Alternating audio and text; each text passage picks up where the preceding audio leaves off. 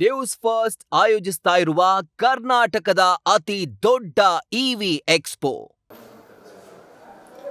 ರೈತರು ಏನು ಅಲ್ಲಿ ಬಡಲಂಕಲ್ಗೆ ಗ್ರಾಮದಲ್ಲಿ ಗೈರಾಣ ಗುಮ್ಮಡ ಜಾಗದಲ್ಲಿ ಏನು ಸೋಲಾರ್ ಪಾರ್ಕ್ ನಿರ್ಮಾಣ ಮಾಡೋದಕ್ಕೆ ಜಾಗ ನಿಗದಿಯಾಗಿದೆ ಜಿಲ್ಲಾಧಿಕಾರಿಗಳು. ಆ ಜಾಗದಲ್ಲಿ ಕಟ್ಟಲಾಗಿದೆ. ಅದು ಗಿಡಗಳೆಲ್ಲ ಇತ್ತು. ಹಾಗಾಗಿ ಏನು ಬಗ್ಗೆ ಚರ್ಚೆ ಆಯಿತು, ಡಿಸ್ಕಸ್ ಮಾಡಿದ್ರು. ಹಾಗಾಗಿ ಮತ್ತು ಕೆಲವೇನಾದರೂ ಇಲ್ಲಿ ಮುಂದಿನ ಏನು ಕ್ರಮ ತಗೊಳ್ತೀರಿ, ಏನು ಲೋಪದೋಷಗಳಿದೆ ಅದರ ಬಗ್ಗೆ ಏನು ಕ್ರಮ ತಗೊಳ್ತೀರಿ ಅಂತ ಕೇಳ್ತಾರೆ. ಅದು ಈ ಕುರಿತಂತೆ ಈಗಾಗಲೇ ನಾವು ಆಗಲೇ ಹೇಳಿದಾಗೆ ACF ಅವ್ರಿಗೆ ತನಿಖೆಗೆ ಹಾಕಿತ್ತು. ಆವಾಗಲೇ ಅವರು ಸಂಬಂಧಿಸಿದ ಎಲ್ಲ ಅಧಿಕಾರಿಗಳಿಗೆ ನೋಟಿಸ್ ಕೊಟ್ಟಿದ್ದಾರೆ ವಿಷಯವಾಗಿ.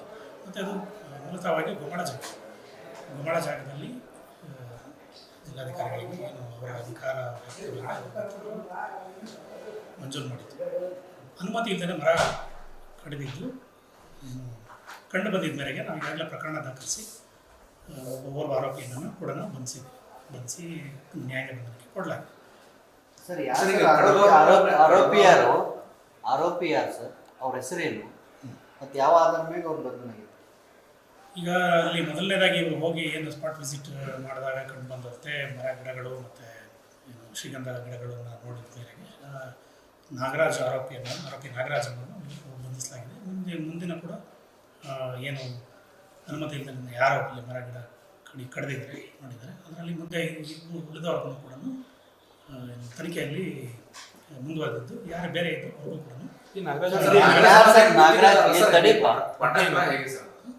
ನಾಗರಾಜ್ ಅನ್ನೋ ಕಾಂಟ್ರಾಕ್ಟರ್ ಹೇಗೆ ಒಂದು ಕಂಪನಿ ಏನಿದೆ ಅಲ್ಲಿ ಕೆಲಸ ಮಾಡ್ತಾ ಇದ್ದು ಅವರ ಅಲ್ಲಿ ಇದ್ದಂಥ ಕಂಪನಿ ಕಡೆ ಏನು ಸರ್, ಏನು ಕೆಲಸ ಮಾಡ್ತಾರೆ? ಸೂಪರ್ವೈಸರ್ ಅಂತ ನನಗೆ ಮಾಹಿತಿ ಹೇಳಿದ್ದಾರೆ. ಸೂಪರ್ವೈಸರ್ ಅಂತ ಕಾಂಟ್ರಾಕ್ಟರ್ ಮೇಲೆ ಏನಾದ್ರು ಪ್ರಕರಣ ಕಾಂಟ್ರಾಕ್ಟರ್ ಮೇಲೆ ದಾಖಲೆ.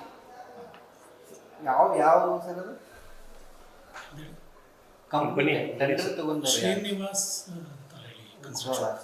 Okay sir. ಈಗ DC ಅವ್ರ ಮೇಲೆ ಕ್ರಮ ಆಗಬೇಕು, ಅವ್ರನ್ನ ಅರೆಸ್ಟ್ ಮಾಡ್ಬೇಕಂತೇಳಿ ರೈತರು ಒತ್ತಾಯ ಮಾಡಿದರು. ಆದರೆ ಅವ್ರು ರೈತರು ಒತ್ತಾಯ ಮಾಡಿದ್ರು ಕೂಡ ಹೆಸ್ಕಾಮ್ಗೆ ಏನದು ಜಾಗೆಯನ್ನು ಹಸ್ತಾಂತರ ಮಾಡಿದ್ರಿ. ಹೆಸ್ಕಾಂ ಇಲಾಖೆ ಅವ್ರನ್ನ ಇದರಲ್ಲಿ ಹೊಣೆಗಾರನ ಯಾಕೆ ಮಾಡ್ತಿಲ್ಲ ನೀವು? ಯಾಕೆಂದರೆ ಅವ್ರದೇ ಜಾಗ, ಅವರೇ ಟೆಂಡರ್ ಕೊಟ್ಟವರು, ಅನುಮತಿ ಇಲ್ಲದಂತ ಕಳೆದಂಥವ್ರು ಅವರು. ಅವ್ರಿಗೆ ಯಾಕೆ ನೀವು ನೋಟಿಸ್ ಕೊಟ್ಟಿಲ್ಲ? ಅವ್ರನ್ನ ಯಾಕೆ ಬಂಧನ ಮಾಡಿಲ್ಲ? ಅವ್ರನ್ನ ಯಾಕೆ ಹೊಣೆಗಾರನ ಯಾಕೆ ಮಾಡಿಲ್ಲ? ನಾವೀಗ ಮೊದಲನೇದಾಗಿ ನಮಗೆ ಏನಿದೆ ಮರಗಿಡಗಳು ಇದೆ ಅದ್ರದ್ದು ನಮಗೆ ಆ ವ್ಯಾಪ್ತಿ ನಮ್ಮ ಅರಣ್ಯ ಇಲಾಖೆ ವ್ಯಾಪ್ತಿಗೆ ಅದು ಬರ್ತಾ ಇದೆ. ಜಾಗ ಗುಮ್ಮಡ ಜಾಗ. ಈಗ ಅಲ್ಲಿ ನಮಗೆ ಯಾರು ಅಲ್ಲಿ ಕೆಲಸ ಮಾಡ್ತಾಯಿದ್ರು ಅವ್ರ ಮೇಲೆ ಪ್ರಕರಣ ದಾಖಲಾಗಿದೆ. ಆಗಲೇ ACF ಅವರ ಎನ್ಕ್ವೈರಿನಲ್ಲಿ ಉಳಿದಿದ್ದು ಕೂಡ ತನಿಖೆಗೆ ಶೋಕಾಸ್ ನೋಟಿಸ್ ಸಂಬಂಧಿಸಿದ ಇಲಾಖೆ ಅವ್ರದ್ದು ಕೂಡ ಹೇಳಿಕೆ ಪಡೆಯಬೇಕಾಗ್ತದೆ. ಜಾಗ ಮೂಲತಃ ಗೋಮಾಳ ಇರೋದ್ರಿಂದ ಅರಣ್ಯ ಇಲ್ಲದೆ ಇರೋದ್ರಿಂದ ನಮ್ಮ ಅಧಿಕಾರ ವ್ಯಾಪ್ತಿ ಸೀಮಿತ ಏನಿರ್ತದೆ ಅದ್ರ ಪ್ರಕಾರ ಕಾನೂನು ಮಿತಿಗಳು ಕಾನೂನಲ್ಲಿ ನಮಗೇನಿದೆ ಅದ್ರ ಪ್ರಕಾರ ಅಷ್ಟೇ ಕ್ರಮ ತಗೋಬೇಕು ಸರ್. ಸರ್, ACF ಅವ್ರಿಗೆ ತನಿಖೆ ಮಾಡ್ತಿದ್ದಾರೆ, ಹೋಗ್ತಿದ್ದಾರೆ, ಎಲ್ಲ ಮಾಡ್ತಿದ್ದಾರೆ. ಯಾವ್ಯಾವ ಗಿಡಗಳಿತ್ತು ಅಂತ ಹೇಳಿ ಒಂದು ರೈತರು ಆರೋಪ ಮಾಡ್ತಿರೋದು, ನಾವು ಕೊಟ್ಟಂಥ ಶ್ರೀಗಂಧದ ಮರಗಳನ್ನು ಮಾತ್ರ ಎಣಿಕೆ ಮಾಡಿದರೆ ವಾಪಸ್ ಅಲ್ಲಿ ಹೋಗಿಲ್ಲ, ಪರಿಶೀಲನೆ ಮಾಡಿಲ್ಲ. ಜೊತೆಗೆ 8 ಎಕರೆ ಕಡಿತ ಆಗಿದೆ ಅನ್ನೋ ಒಂದು ಮಾಹಿತಿಯನ್ನು ಹೇಳಿದ್ದಾರೆ. 8 ಎಕರೆ ಆಗಿದೆ ಅನ್ನೋದಕ್ಕೆ ಯಾರಾದರೂ ಅಧಿಕಾರಿಗಳನ್ನ ಕರ್ಕೊಂಡು ಸರ್ವೆ ಮಾಡಿದ್ದಾರೆ?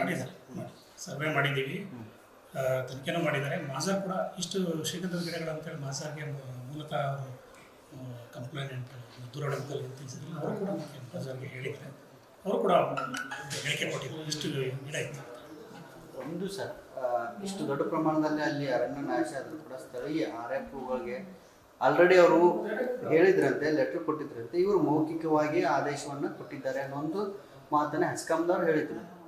ಆದರೆ ಇವ್ರು ನಮ್ಗೆ ಗೊತ್ತಿಲ್ಲ ಅಂದರು. PDO ಕೇಳಿದ್ರೆ ಗೊತ್ತಿಲ್ಲ ಅಂದರು, ಗ್ರಾಮ ಪಂಚಾಯತ್ ಅವ್ರು ಕೇಳಿದ್ರೆ ಗೊತ್ತಿಲ್ಲ ಅಂದರು, ಹೆಬ್ಬಾಳ್ಕರ್ ಮೇಡಮ್ ಕೇಳಿದ್ರೆ ಗೊತ್ತಿಲ್ಲ ಅಂದರು, ನಿಮ್ಗೆ ಕೇಳಿದ್ರೆ ಗೊತ್ತಿಲ್ಲ ಅಂದರು. ಈ ರೀತಿ ಮಾಡ್ಬೋದಾ ಸರ್? ಅರಣ್ಯ ನಾಶ ಮಾಡ್ಬೋದಾ? ಮತ್ತು ತಮ್ಮ ಇಲಾಖೆಯಲ್ಲಿ ಸ್ಥಳೀಯ ಅಧಿಕಾರಿಗಳು ಯಾವ ರೀತಿ ರಕ್ಷಣೆ ಮಾಡ್ತಿದ್ದಾರೆ ಅನ್ನೋ ಪ್ರಶ್ನೆ ಇರೋದು. ಇದು ಈಗಾಗಲೇ ACF ಅವ್ರಿಗೆ ಈ ವಿಷಯದ ಕುರಿತಂತೆ ತನಿಖೆಗೆ ವಹಿಸಿದ್ದೀವಿ. ಮೊದಲನೇದಾಗಿ ನಾನು ಮತ್ತೆ ಅದು ಗೋಮಾಳ ಪ್ರದೇಶ ಇರೋದ್ರಿಂದ ಅರಣ್ಯ ಪ್ರದೇಶ ಅಲ್ಲ, ಗುಮ್ಮಡ ಪ್ರದೇಶ ಇರೋದ್ರಿಂದ ಈ ಏನು ಡಿಲೇ ಕುರಿತಂತೆ ಅಥವಾ ಅರಣ್ಯಾಧಿಕಾರಿಗಳ ಕುರಿತಂತೆ ಈಗಾಗಲೇ ಶೋಕಾಸ್ ನೋಟಿಸ್ ಕೊಟ್ಟಿದ್ದಾರೆ. ACF ಎನ್ಕ್ವೈರಿ ಮಾಡ್ತಾ ಇದ್ದಾರೆ.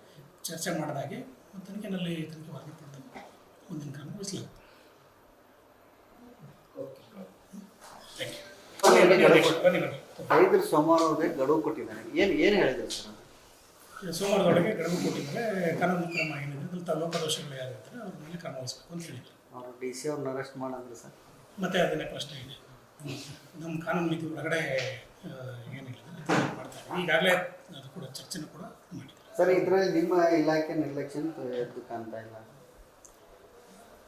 ಈ ಕಾನೂನು ನಮ್ಮ ಇಲಾಖೆ ವ್ಯಾಪ್ತಿಗೆ ಸಂಬಂಧಿಸಿದಂತೆ ಏನಾದರೂ ಲೋಪದೋಷಗಳನ್ನ ಯಾರಾದರೂ ಮಾಡಿದರೆ ಅವ್ರ ಮೇಲೆ